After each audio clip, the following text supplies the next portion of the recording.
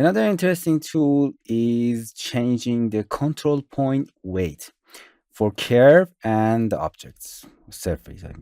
As you can see, for example, if you select this curve and this control point, as you can see, the control point is far from the curve.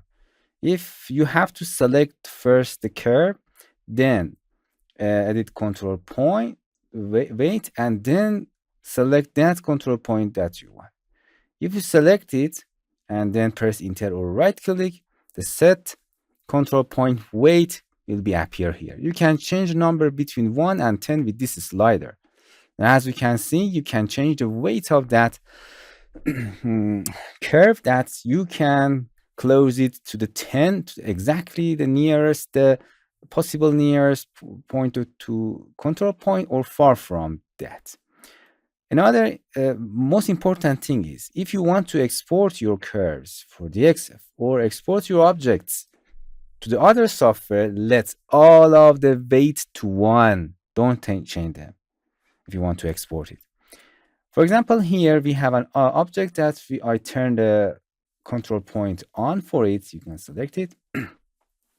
And as you can see, this surface is far from this edge or this control point. Select the weight.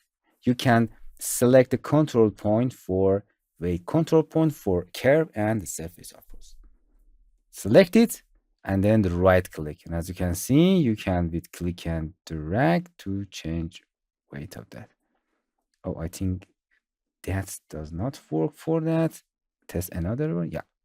In this part, it does not create because this control point control, as you can see, more than 2 edge. So in here, it does not work.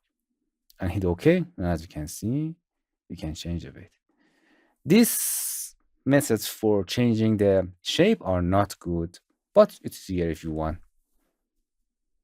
Hello, my friends. To continue these tutorials on YouTube, subscribe us, like us, and hit the bell icon.